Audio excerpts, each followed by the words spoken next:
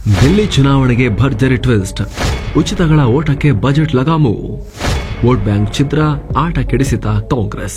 ನಮಸ್ಕಾರ ಸ್ನೇಹಿತರೆ. ರಾಷ್ಟ್ರ ರಾಜಧಾನಿ 27 ವರ್ಷಗಳಿಂದ ಬಿಜೆಪಿ ಪಾಲಿನ ಕೈಗೆಟುಕದ ದ್ರಾಕ್ಷಿಯಾಗಿರೋ ದಿಲ್ಲಿ ಕಳೆದ 10-12 ವರ್ಷಗಳಿಂದ ಕಾಂಗ್ರೆಸ್ ಪಾಲಿಗೂ ಕೂಡ ಕಂಪ್ಲೀಟ್ ನೆಲೆ ಕಿತ್ಕೊಂಡು ಹೋಗಿರೋ ದಿಲ್ಲಿ ಆಮ್ ಆದ್ಮಿ ಪಾರ್ಟಿಯನ್ನು ಹೊಸ ಸ್ಟಾರ್ಟ್ಅಪ್ ಪೊಲಿಟಿಕಲ್ ಪಾರ್ಟಿಯ ಭದ್ರ ಕೋಟೆಯಾಗಿ ಇದುವರೆಗೂ ಇರೋ ದಿಲ್ಲಿ ಈಗ ಭರ್ಜರಿ ಟ್ವಿಸ್ಟ್ ಗಳನ್ನ ಚುನಾವಣೆಯಲ್ಲಿ ಕಾಣ್ತಾ ಇದೆ.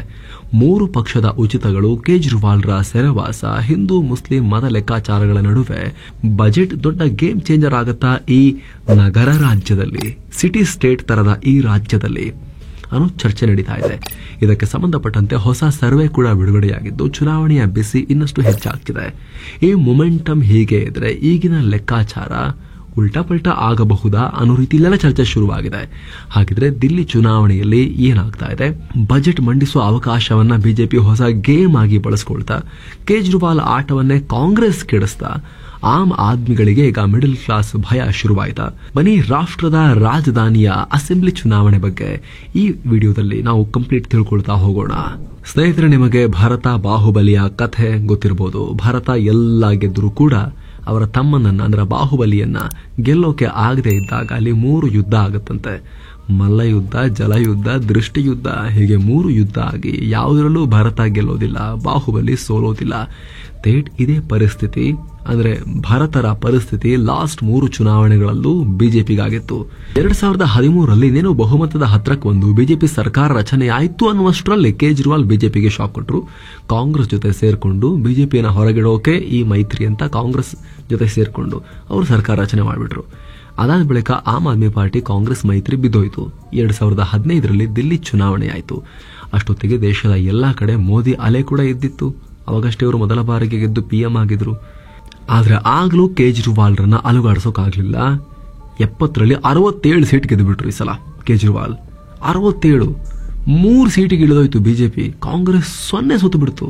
ಬಿಜೆಪಿ ನಾಯಕಿ ಕಿರಣ್ ಬೇಡಿ ಕೂಡ ಸೋತ್ ಹೋಗ್ಬಿಟ್ಟಿದ್ರು. 2020ರಲ್ಲಿ ಮತ್ತೆ ಎಲೆಕ್ಷನ್ ಬಂತು. ಈ ಸಲವಾದ್ರೂ ಕೂಡ ಕೇಜ್ರಿವಾಲ್ ಮಗಚ್ತೀವಿ ಅಂತ ಬಿಜೆಪಿ ಅನ್ಕೊಂಡಿತ್ತು. ನಮ್ಮ ಭದ್ರಕೋಟೆ ಕಿತ್ಕೊಂಡು ಹೋಗಿದೆ, ನಾವು ಏನಾದ್ರೂ ಮಾಡಿ ವಾಪಸ್ ಬರ್ತೀವಿ ಅಂತ ಕಾಂಗ್ರೆಸ್ ಕೂಡ ಅನ್ಕೊಂಡಿತ್ತು. ಬಿಜೆಪಿ ಅಂತೂ ಜಾಸ್ತಿ ಹೋಪ್ ಇಟ್ಕೊಂಡಿತ್ತು. 2019ರಲ್ಲಿ ಕೇಂದ್ರದಲ್ಲಿ ಭಾರಿ ಬಹುಮತ ಪಡ್ಕೊಂಡ್ರು. ಮೋದಿ, ಅಮಿತ್ ಶಾ ದಿಲ್ಲಿ ಗದ್ದುಗೆ ಮೇಲೆ ಕೂತಿದ್ರು. ಲೋಕಸಭಾ ಚುನಾವಣೆಯಲ್ಲೂ ಕೂಡ ಭರ್ಜರಿಯಾಗಿ ಬಿಜೆಪಿ ಸ್ವೀಪ್ ಮಾಡಿತ್ತು 2019ರಲ್ಲೂ ಕೂಡ. ಹಾಗಾಗಿ ಈ ಸಲ ನಾವೇನಾದ್ರೂ ಮಾಡಿ ಕಂಬ್ಯಾಕ್ ಮಾಡ್ತೀವಿ ಅಂತ ಬಿಜೆಪಿ ಸ್ಟ್ರಾಂಗ್ ಆಗಿ ಅನ್ಕೊಂಡಿತ್ತು. ಆದ್ರೆ ಅಲ್ಲೂ ಏನೂ ಆಗ್ಲಿಲ್ಲ. ಕೇಜ್ರಿವಾಲ್ ಸೋಲ್ಸೋದ್ಬಿಡಿ, ಅವ್ರನ್ನ 60ರ ಕೆಳಗೂ ಇಳಿಸೋಕಾಗ್ಲಿಲ್ಲ.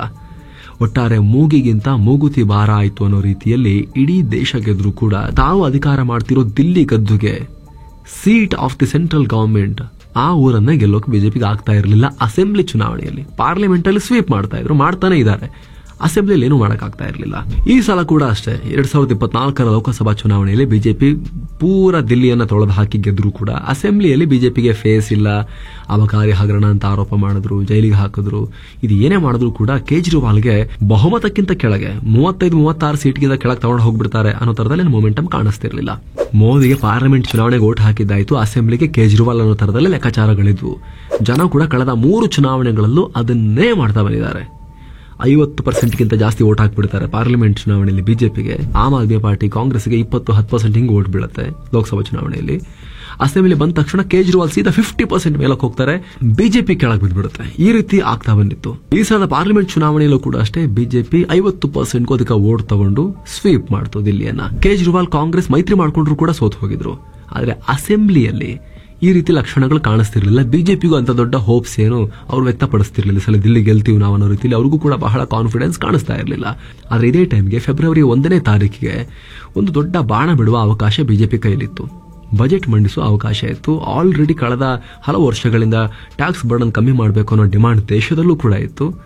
ಒಂದೇ ಏಟಿಗೆ ಹಲವು ಹಕ್ಕಿ ರೀತಿಯಲ್ಲಿ 12 ಲಕ್ಷ ತನಕ ಇನ್ಕಮ್ಗೆ ಟ್ಯಾಕ್ಸ್ ಇಲ್ಲ ಅಂತ ಅನೌನ್ಸ್ ಮಾಡಿಬಿಟ್ರು. ಇದರಿಂದ ದೊಡ್ಡ ಪ್ರಮಾಣದಲ್ಲಿ ಖಾಸಗಿ ಉದ್ಯೋಗಿಗಳನ್ನ ಹೊಂದಿರೋ ದಿಲ್ಲಿ ಅದರ ಪಕ್ಕದಲ್ಲಿರೋ ಹರಿಯಾಣ, ನೋಯ್ಡಾ, ಇಲ್ಲೆಲ್ಲ ದೊಡ್ಡ ಪ್ರಮಾಣದಲ್ಲಿ ಈ ಕಚೇರಿಗಳಿದಾವೆ, ಆಫೀಸಸ್ ಇದಾವೆ, ಬೇರೆ ಬೇರೆ ಟಾಪ್ ಕಂಪನಿಗಳ ನೆಲೆ ಇದೆ. ಇಲ್ಲಿ ದೊಡ್ಡ ಪ್ರಮಾಣದ ಕಾರ್ಪೊರೇಟ್ ಉದ್ಯೋಗಿಗಳಿದ್ದಾರೆ ಇಲ್ಲೆಲ್ಲ. ಇಂತಹ ಸಿಟಿ ಸ್ಟೇಟ್ನಲ್ಲಿ ಒಂಥರ ನಗರ ರಾಜ್ಯದ ರೀತಿಯ ಒಂದು ಪ್ರದೇಶ ಅಲ್ವಾ ಇದು ದಿಲ್ಲಿ. ಇಲ್ಲಿ ಇದರ ಹೊಡೆತ, ಈ ಬಜೆಟ್ನ ಈ ಬಾಣ, ಮಿಡಲ್ ಕ್ಲಾಸ್ ಬಾಣ ಎಲೆಕ್ಷನ್ ದಿಕ್ಕನ್ನ ಬದಲಾಯಿಸುತ್ತಾ ಅನ್ನೋ ಚರ್ಚೆ ಶುರುವಾಗಿದೆ ಈಗ. ಇನ್ನು ಸ್ನೇಹಿತರೆ, ವರದಿಯಲ್ಲಿ ಮುಂದುವರಿಯೋಕ್ಕಿಂತ ಮುಂಚೆ 7 ಸ್ಯಾಂಡ್ಸ್ ಟೂರಿಸಂ ಕಂಪನಿ ಕಾಶಿ ಅಯೋಧ್ಯೆಗೆ ಮತ್ತೊಂದು ಟ್ರಿಪ್ ಆಯೋಜನೆ ಮಾಡಿದೆ. ಬೆಸ್ಟ್ ಆಫರ್ ಪ್ರೈಸ್ 39,500 ರೂಪಾಯಿ ಮಾತ್ರ. ಕಾಶಿ, ಅಯೋಧ್ಯೆ, ತ್ರಿವೇಣಿ ಸಂಗಮ, ಗಯಾ, ಬೋಧ್ ಗಯಾ ಎಲ್ಲ ಕಡೆ ಹೋಗೋದಿರುತ್ತೆ. 4 ನೈಟ್ 5 ಡೇಸ್ ಟ್ರಿಪ್ ಇದು. ಈ ಪ್ಯಾಕೇಜ್ ನಲ್ಲಿ ಫ್ಲೈಟ್ ಟಿಕೆಟ್ಸ್, 3 ಸ್ಟಾರ್ ಹೋಟೆಲ್ ನಲ್ಲಿ ಸ್ಟೇ, ಆಲ್ ಮೀಲ್ಸ್, ದರ್ಶನ, ಎಸಿ ಟ್ರಾನ್ಸ್ಪೋರ್ಟ್ ವ್ಯವಸ್ಥೆ, boating, auto charges, 24/7 tour manager ಸೌಲಭ್ಯ ಹಾಗೂ ಹಿರಿಯ ನಾಗರಿಕರಿಗೆ ವಿಶೇಷ ಆರೈಕೆ ಎಲ್ಲ ಇರುತ್ತೆ. ಹೊರಡೋ ದಿನ 9 ಮಾರ್ಚ್ 2025. ಕೆಲವೇ ಸೀಟುಗಳು ಲಭ್ಯ. ಆಸಕ್ತರು ಈ ನಂಬರ್ಗೆ ಕಾಲ್ ಮಾಡಿ ನಿಮ್ಮ ಸೀಟನ್ನ ಕೂಡ ಬುಕ್ ಮಾಡಿ. ಈಗ ವರದಿಯಲ್ಲಿ ಮುಂದುವರಿಯೋಣ. ಕೇಜ್ರಿವಾಲ್ ರನ್ನು ಸೋಲ್ಸಕ್ಕಾಗತ್ತಾ ಬಿಡುತ್ತಾ ಬೇರೆ ಪ್ರಶ್ನೆ. ಬಹುಮತದಿಂದ ಕೆಳಕ್ಕೆ ಪೂರ್ತಿ ಇಳಿಸಕ್ಕಾಗತ್ತಾ ಇಲ್ವಾ ಅನ್ನೋದು ಬೇರೆ ಪ್ರಶ್ನೆ. ಬಿಜೆಪಿಗೆ ಬಹಳ ದೊಡ್ಡ ಗೇನ್ ಆಗುತ್ತಾ ಅಥವಾ ಸಣ್ಣ ಗೇನ್ ಆಗುತ್ತಾ ಅದು ಗೊತ್ತಿಲ್ಲ. ಅದ್ಯಾವುದು ಕೂಡ ಸ್ಪಷ್ಟ ಇಲ್ಲ. ಆದ್ರೆ ದೊಡ್ಡ ಪ್ರಮಾಣದ ಕಂಪನವನ್ನ ಈ ಬಜೆಟ್ ನ ಟ್ಯಾಕ್ಸ್ ಬಾಣ ಕ್ರಿಯೇಟ್ ಮಾಡಿದೆ ಅಂತ ಸರ್ವೆಗಳು ಹೇಳ್ತಾ ಇವೆ. ಮಿಡಲ್ ಕ್ಲಾಸ್ ಮೇಲೆ ಬಿಜೆಪಿ ಕಣ್ಣು, 67% ಸಮುದಾಯದ ಮೇಲೆ ಗುರಿ. ಸ್ನೇಹಿತರವನ್ನೇ ಬಜೆಟ್ ಮಂಡನೆಯಾದಾಗ ಇಡೀ ದೇಶಕ್ಕೆ ಅಚ್ಚರಿಯಾಗಿತ್ತು. 12 ಲಕ್ಷ ತನಕ ಇನ್ಕಮ್ಗೆ ಟ್ಯಾಕ್ಸೇ ಇಲ್ವಾ ಅನ್ನೋದೇ ದೊಡ್ಡ ಹೈಲೈಟ್ ಆಗಿತ್ತು. ಅದು ಅತಿ ದೊಡ್ಡ ಚರ್ಚಾ ವಿಚಾರ ಆಗಿತ್ತು ಇಡೀ ಬಜೆಟ್ ನಲ್ಲಿ. ಅದರ ಟೈಮಿಂಗ್ ಕೂಡ ದಿಲ್ಲಿ ಮತ್ತು ಬಿಹಾರ ಎಲೆಕ್ಷನ್ ಹತ್ತಿರದಲ್ಲಿರುವಾಗಲೇ ಈ ಬಜೆಟ್ ಕೂಡ ಬಂದಿದ್ರಿಂದ ಬಿಜೆಪಿಗೆ ಒಳ್ಳೆ ಅಪಾರ್ಚುನಿಟಿ ಸಿಕ್ಬಿಡ್ತು ಇಲ್ಲಿ. ಇದನ್ನ ಈ 2 ಎಲೆಕ್ಷನ್ಗಳಲ್ಲಿ ಬಿಜೆಪಿ ಚೆನ್ನಾಗಿ ಮಿಲ್ಕ್ ಮಾಡುತ್ತೆ, ಚೆನ್ನಾಗಿ ಕರಿತಾರೀಗ ಹಾಲು ಅನ್ನೋ ಲೆಕ್ಕಾಚಾರ ಕೂಡ ಇತ್ತು. ಬಿಹಾರದಂತ ಆರ್ಥಿಕವಾಗಿ ಹಿಂದುಳಿದಿರೋ ರಾಜ್ಯಕ್ಕೆ, ತಲಾ ಆದಾಯ ತುಂಬಾ ಕಮ್ಮಿ ಇರೋ ರಾಜ್ಯಕ್ಕೆ ದೊಡ್ಡ ಪ್ರಮಾಣದಲ್ಲಿ ಈ ಟ್ಯಾಕ್ಸ್ ವಿಚಾರದಲ್ಲಿ ಹೆಲ್ಪ್ ಆಗೋ ಲಕ್ಷಣ ಇಲ್ಲ. ಸ್ವಲ್ಪ ಕಮ್ಮಿ ಆಗ್ಬಹುದು. ಆದ್ರೆ 2 ಫ್ಯಾಕ್ಟರ್ ಇದೆ. ದೊಡ್ಡ ಪ್ರಮಾಣದ ಬಿಹಾರದ ಒಂದಷ್ಟು ಓದ್ಕೊಂಡಿರೋ ಪ್ರೊಫೆಷನಲ್ಸ್, ಹೊರಗೆ ಬಂದು ಕೆಲಸ ಮಾಡ್ತಿರೋರು ಕೂಡ ಬಿಹಾರದಲ್ಲಿ ವೋಟರ್ಸ್ ಇರಬಹುದು. ಅದು ಒಂದು ಪಾಯಿಂಟ್. ಅದಕ್ಕಿಂತ ದೊಡ್ಡ ಪಾಯಿಂಟ್ ಬಿಹಾರಕ್ಕೆ ಏನು ಹೇಳಿದ್ರು ಆವಾಗ ಅಂದ್ರೆ, ಬಿಹಾರಕ್ಕೆ ಟ್ಯಾಕ್ಸ್ ಬಿಟ್ಟು ಕೂಡ ಬೇರೆ ಬೇರೆ ಯೋಜನೆಗಳನ್ನ ಸಿಕ್ಕಾಪಟ್ಟೆ ಜಾಸ್ತಿ ಘೋಷಿಸಿಬಿಟ್ರು ಚುನಾವಣೆಯ ಕಾರಣಕ್ಕೋಸ್ಕರ ಅಂತ. ಆ ಸುಮ್ಮನೆ ಆರೋಪ ಅಲ್ಲ. ಬಿಹಾರ ಅನ್ನೋದು ಸುಮಾರು ಸಲ ಬಜೆಟ್ ನಲ್ಲಿ ಪರ್ಟಿಕ್ಯುಲರ್ ಆ ಸ್ಟೇಟ್ ನ ಮೆನ್ಷನ್ ಕೂಡ ಇತ್ತು. ಬಜೆಟ್ ಸ್ಪೀಚ್ ನಲ್ಲೂ ಕೂಡ ಇತ್ತು. ಬಜೆಟ್ ದೊಡ್ಡದಿರುತ್ತೆ, ಎಲ್ಲವನ್ನ ಫಿನಾನ್ಸ್ ಮಿನಿಸ್ಟರ್ ಓದಲ್ಲ, ಆಯ್ದ ಲೈನ್ಸ್ ಅನ್ನ ಮಾತ್ರ ಓದ್ತಾರೆ.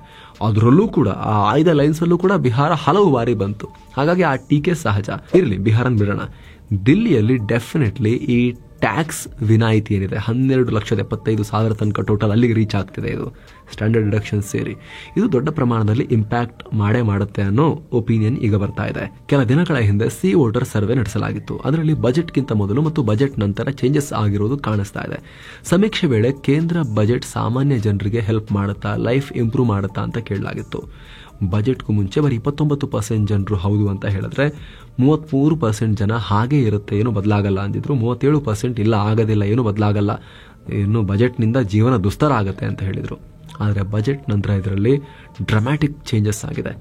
ಲೈಫ್ ಇಂಪ್ರೂವ್ ಮಾಡುತ್ತೆ ಅಂತ 44% ಜನ ಹೇಳಿದ್ರೆ, 32% ಜನ ಹಾಗೆ ಇರುತ್ತೆ ಅಂತ ಹೇಳಿದ್ದಾರೆ. 23% ಜನ ಮಾತ್ರ ಏನು ಚೆನ್ನಾಗಿರೋದಿಲ್ಲ, ಜೀವನ ಹಾಳಾಗುತ್ತೆ ಅಂತ ಹೇಳೋರಿದ್ದಾರೆ. ಈಗ ಅಂದ್ರೆ ಒಂದು ಬಜೆಟ್ 14% ಜನರ ಮನಸ್ಸನ್ನ ಚೇಂಜ್ ಮಾಡಿದೆ ಅಂತ ಸಿ ವೋಟರ್ ಸಮೀಕ್ಷೆ ಹೇಳ್ತು. ಇಲ್ಲಿ 14% ಚೇಂಜ್ ಅನ್ನೋದು ಸಣ್ಣ ನಂಬರ್ ಅಲ್ಲ. ಅಫ್ಕೋರ್ಸ್ ಇದು ಸಮೀಕ್ಷೆ, ಎಲ್ಲರೂ ಹೀಗೆ ಇರ್ತಾರೆ ಅಂತ ಹೇಳೋದು ಕಷ್ಟ. ಆದರೆ ದಿಲ್ಲಿಯ ಪರಿಸ್ಥಿತಿ ನೋಡಿದ್ರೆ ಇದರ ಎಫೆಕ್ಟ್ ಹೇಗಿರುತ್ತೆ ಅನ್ನೋ ಐಡಿಯಾ ನಿಮಗೆ ಸಿಗುತ್ತೆ. ದೊಡ್ಡ ಮಾರ್ಜಿನ್ ಇದು 14%. ಯಾಕಂದ್ರೆ ಈ ಬಜೆಟ್, ಅದರಲ್ಲೂ ಕೂಡ ಇನ್ಕಮ್ ಟ್ಯಾಕ್ಸ್ ಮಿಡಲ್ ಕ್ಲಾಸ್ ಜನರಿಗೆ, ಅಪ್ಪರ್ ಮಿಡಲ್ ಕ್ಲಾಸ್ ಜನರಿಗೆ ದೊಡ್ಡ ಪ್ರಮಾಣದ ಬೆನಿಫಿಟ್ಸ್ ಕೊಡುತ್ತೆ. ಪ್ರೈಸ್ ಅಥವಾ people research on India's consumer economy ಪ್ರಕಾರ ಭಾರತದಲ್ಲಿ 31% ಮಿಡಲ್ ಕ್ಲಾಸ್ ಇದ್ರೆ, ದಿಲ್ಲಿಯಲ್ಲಿ ಈ ಸೀನ್ ಚೇಂಜ್ ಇದೆ. Delhi completely middle class state ತರ ನಗರ ರಾಜ್ಯ ಆಗಿರೋದ್ರಿಂದ 67% ಮಿಡಲ್ ಕ್ಲಾಸ್ ಜನ ದಿಲ್ಲಿಯಲ್ಲಿದ್ದಾರೆ. ಅಂದ್ರೆ ಮುಕ್ಕಾಲು ಭಾಗ. ನಿಮ್ಗೆ ಗೊತ್ತಿರಲಿ, ದಿಲ್ಲಿ ಜನರ ಸರಾಸರಿ ಆದಾಯ 4.6 ಲಕ್ಷ ರೂಪಾಯಿ ಇದೆ. ಇದು ಇಂಡಿವಿಜುವಲ್ ಆಗಿ ಇನ್ನೂ ಹೆಚ್ಚು ಬರುತ್ತೆ. ಸೊ 12 ಲಕ್ಷ ಸಂಪಾದನೆವರೆಗೂ ಇನ್ಕಮ್ ಟ್ಯಾಕ್ಸ್ ಇಲ್ಲ ಅನ್ನೋದು ದಿಲ್ಲಿ ಜನರ ಜೀವನದಲ್ಲಿ ಬಹಳ ದೊಡ್ಡ ಬದಲಾವಣೆ, ನೇರವಾಗಿ ಅವರಿಗೆ ತಾಗೋ ಬಾಣ ಇದು. ಹೀಗಾಗಿ ಈ ಚುನಾವಣೆಯಲ್ಲಿ ಈ ಬಜೆಟ್ ಪ್ರಭಾವ ಸಿಕ್ಕಾಪಟ್ಟೆ ಆಗುತ್ತೆ ಅನ್ನೋ ಅಭಿಪ್ರಾಯ ಬರ್ತಾ ಇದೆ. ಹಾಗಿದ್ರೆ ಕೇಜ್ರಿವಾಲ್ ಮಣಿಸೋದು ಸುಲಭ ಇದೆಯಾ? ಇಲ್ಲ. ಕೇಜ್ರಿವಾಲ್ರನ್ನ ಮಣಿಸೋದು ದಿಲ್ಲಿಯಲ್ಲಿ ಅಸೆಂಬ್ಲಿ ಚುನಾವಣೆಯಲ್ಲಿ ಅಷ್ಟು ಸುಲಭ ಇಲ್ಲ. ಯಾಕಂದ್ರೆ ಕೇಜ್ರಿವಾಲ್ ಬಿಜೆಪಿ ತರ, ಕಾಂಗ್ರೆಸ್ ತರ ನಿರ್ದಿಷ್ಟ ಐಡಿಯಾಲಜಿ ಹಿಡ್ಕೊಂಡು ಫೋಕಸ್ ಮಾಡೋ ರಾಜಕಾರಣಿ ಅಲ್ಲ. ಅದು ಕಳೆದ 3 ಚುನಾವಣೆಗಳಲ್ಲೂ ಗೊತ್ತಾಗಿದೆ. ಐಡಿಯಾಲಜಿ ಲೆಸ್ ಪೊಲಿಟಿಕಲ್ ಪಾರ್ಟಿ ಅವ್ರದ್ದು. ಕೇಜ್ರಿವಾಲ್ ಹಿಂದೂ ವಿರೋಧಿ ಅಂತ ಬಿಜೆಪಿ ಏನಾದರೂ ಹೇಳೋ ಪ್ರಯತ್ನ ಪಟ್ರೆ, ನನ್ನ ರೀತಿ ಹನುಮಾನ್ ಚಾಲಿಸಾ ನೀವು ಹೇಳಿ ನೋಡೋಣ, ಬನ್ನಿ ಹೇಳಿ ನೋಡೋಣ, ನಾನು ಹೇಳ್ತೀನಿ ಅಂತ ಹೇಳಿ ಇವರು ಹನುಮಾನ್ ಚಾಲಿಸಾ ಹೇಳಿಬಿಡ್ತಾರೆ. ಇವರೇ ಕೂತ್ಕೊಂಡು ಹನುಮಂತನ ಪೂಜೆ, ಗಣಪತಿ ಪೂಜೆ ಮಾಡ್ತಾರೆ. ಇಡೀ ಕ್ಯಾಬಿನೆಟ್ ಕರ್ಕೊಂಡು ಹೋಗಿ ಗಣೇಶೋತ್ಸವ ಆಚರಿಸ್ಬಿಡ್ತಾರೆ. ಕೆಲವೊಂದು ಸಲ ನೋಟ್ ಮೇಲೆ ಕೇಂದ್ರ ಸರ್ಕಾರ ಗಣೇಶ ಲಕ್ಷ್ಮಿಯರ ಫೋಟೋ ಹಾಕಿ ಅಂತ ಡಿಮಾಂಡ್ ಮಾಡಿಬಿಟ್ರು ಕೇಜ್ರಿವಾಲ್. ಇವಾಗ ಹೆಂಗೆ ಹೇಳ್ತೀರಿ ಹಿಂದೂ ವಿರೋಧಿ ಅಂತ. ಇದರಿಂದ 81% ಹಿಂದೂಗಳು ಕೇಜ್ರಿವಾಲ್ಗೆ ವೋಟ್ ಹಾಕ್ತಾ ಬಂದಿದ್ರು. ಕೇಜ್ರಿವಾಲ್ ಬಿಜೆಪಿ ವಿರುದ್ಧ ಗಟ್ಟಿಯಾಗಿ ನಿಲ್ತಾ ಇದ್ರು. ಇದರ ಎಫೆಕ್ಟ್ ನಿಂದ 12% ಇರೋ ಮುಸ್ಲಿಮರ ವೋಟು ಕೇಜ್ರಿವಾಲ್ಗೆ ಬೀಳ್ತಾ ಇತ್ತು. ಯಾಕೆ?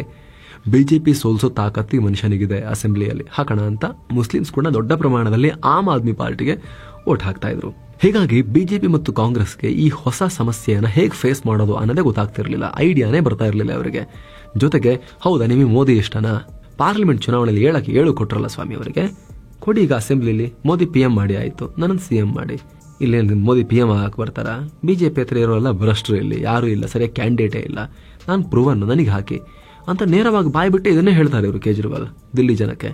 ಹಾಗಾಗಿ ಈ ಕೇಜ್ರಿವಾಲ್ ಅನ್ನೋ ಚಾಲೆಂಜನ್ನು ಹೇಗೆ ಫೇಸ್ ಮಾಡೋದು, ದಿಲ್ಲಿ ಅಸೆಂಬ್ಲಿ ಎಲೆಕ್ಷನಲ್ಲಿ ಏನು ಮಾಡ್ಬೇಕು ನಾವು ಅನ್ನೋದು ಗೊತ್ತಾಗ್ತಿರಲಿಲ್ಲ ಅವರಿಗೆ. ಕಾಂಗ್ರೆಸ್ಗೂ ಗೊತ್ತಾಗ್ತಿರಲಿಲ್ಲ, ಬಿಜೆಪಿಗೂ ಗೊತ್ತಾಗ್ತಿರಲಿಲ್ಲ. ಜೊತೆಗೆ ದಿಲ್ಲಿಯ ದೊಡ್ಡ ಮಿಡಲ್ ಕ್ಲಾಸ್, 67% ಇರೋ ಮಿಡಲ್ ಕ್ಲಾಸ್, ಅದರಲ್ಲಿ 53% ಕೇಜ್ರಿವಾಲ್ಗೆ ವೋಟ್ ಹಾಕ್ತಿದ್ರು. ಈಗ ಕೇಂದ್ರ ಸರ್ಕಾರದ ಟ್ಯಾಕ್ಸ್ ರಿಯಾಯಿತಿಯಿಂದ ಒಂದೇ ಏಟಿಗೆ ಕಡೆ ದಿನಗಳಲ್ಲಿ ಈಗ ಸೀನ್ ತುಂಬಾ ದೊಡ್ಡ ಪ್ರಮಾಣದಲ್ಲಿ ಬದಲಾಗ್ತಾ ಇದೆ ಅನ್ನೋ ರಿಪೋರ್ಟ್ಸನ್ನು ಈ ಸರ್ವೆ ಏಜೆನ್ಸಿಗಳು ಮಾಡ್ತಾ ಇದ್ದಾವೆ. ಆದರೆ ಎಷ್ಟು ಪ್ರಮಾಣದಲ್ಲಿ, ಯಾವ ರೇಂಜ್ಗೆ? ಯಾಕಂದರೆ ಕೇಜ್ರಿವಾಲ್ಗೆ ಇರೋ ಮೆಜಾರಿಟಿ 70ರಲ್ಲಿ 60ಕ್ಕೂ ಅಧಿಕ ಸೀಟ್ ಅಂದರೆ ಏನು ನಿಮ್ಗೆ ಗೊತ್ತಲ್ಲ, ಎಂಥ ದೊಡ್ಡ ಮೆಜಾರಿಟಿ ಅಂತ ಹೇಳಿ. ಲಾಸ್ಟ್ ಟೈಮ್ ಅಂತೂ 67 ಸೀಟು. ಹಾಗಾಗಿ ಓವರ್ವೆಲ್ಮಿಂಗ್ ಸಪೋರ್ಟ್ ಇದೆ ಕೇಜ್ರಿವಾಲ್ಗೆ ಅಸೆಂಬ್ಲಿ ಚುನಾವಣೆಯಲ್ಲಿ ಇದುವರೆಗೂ ಕೂಡ. ಅದರಲ್ಲಿ ಎಷ್ಟು ಡೌನ್ ಮಾಡೋಕ್ಕಾಗತ್ತೆ? ಬಹುಮತ ಸಿಗದಿರೋಷ್ಟು ಡೌನ್ ಮಾಡೋಕ್ಕಾಗತ್ತಾ? ಬಹುಮತ ಸಿಗದಿರೋಷ್ಟು ಡೌನ್ ಮಾಡಿದ್ರು ಕೂಡ ಅಗೇನ್ ಬಿಜೆಪಿ ಚಾಲೆಂಜ್ ಏನು ಗೊತ್ತಾ? ಕೇಜ್ರಿವಾಲ್ಗೆ ಒಂದು 4-5 ಸೀಟ್ ಕಮ್ಮಿ ಆದರೆ, ಒಂದು ವೇಳೆ ಆ ಸೀಟ್ಸ್ನ ಕಾಂಗ್ರೆಸ್ ಏನಾದರೂ ಗೆಲ್ತು ಅಂದರೆ ಅಗೇನ್ ಬಿಜೆಪಿನ ಬರಕ್ಕೆ ಅವ್ರೇನು ಬಿಡೋದಿಲ್ಲ. ಲೋಕಸಭಾ ಚುನಾವಣೆನ ಮೈತ್ರಿಲಿ ಸ್ಪರ್ಧೆ ಮಾಡಿದವರು ಅವರು. ಹೀಗಾಗಿ ಕೇಜ್ರಿವಾಲ್ರನ್ನ ಬಹುಮತದಿಂದ ಕೆಳಗಿಳಿಸೋದು ಮಾತ್ರ ಅಲ್ಲ, ಬಹುಮತಕ್ಕಿಂತ ಸುಮಾರು ಕೆಳಗಿಳಿಸಬೇಕು. ಕಾಂಗ್ರೆಸ್ ಮತ್ತು ಆಮ್ ಆದ್ಮಿ ಪಾರ್ಟಿ ಸೇರಿದ್ರೂ ಸರ್ಕಾರ ಮಾಡೋಕ್ಕಾಗಬಾರ್ದು, ಅಷ್ಟು ಬಿಜೆಪಿ ಗೆಲ್ಲಬೇಕು, ಇವ್ರನ್ನ ಸೋಲಿಸಬೇಕು. ಅದು ಸಾಧ್ಯನಾ? ಅದೆಲ್ಲ ಈಗಲೇ ಯಾವ ಸರ್ವೆ ಅಂತಲೂ ಹೇಳಕ್ ಬರಲ್ಲ. ಒಟ್ಟಿನಲ್ಲಿ ಬಹಳ ಚಾಲೆಂಜಿಂಗ್ ಇದೆ ಕೇಜ್ರಿವಾಲ್ಗೆ ಇದುವರೆಗಿನ ಚುನಾವಣೆಗಳಿಗೆ ಕಂಪೇರ್ ಮಾಡಿದ್ರೆ ಈ ಸಲ ಅಂತ ಹೇಳ್ಬೋದು. ರಾಹುಲ್ ಗಾಂಧಿ ಕೂಡ ಸೇರ್ಕೊಂಡಿದ್ದಾರೆ ಕೇಜ್ರಿವಾಲ್ಗೆ ಬೈಯಕ್ಕೆ. ಬಿಜೆಪಿಗಿಂತ ಹೆಚ್ಚು ರಾಹುಲ್ ಗಾಂಧಿನೇ ಈಗ ಕೇಜ್ರಿವಾಲ್ ಜೈಲಿಗೆ ಹೋದ್ರು, ಭ್ರಷ್ಟ, ಮದ್ಯ ಹಗರಣ ಮಾಡಿದ್ರು ಅಂತೆಲ್ಲ ಟೀಕೆ ಮಾಡ್ತಿದ್ದಾರೆ ರೊಚ್ಚಿಗೆದ್ದು.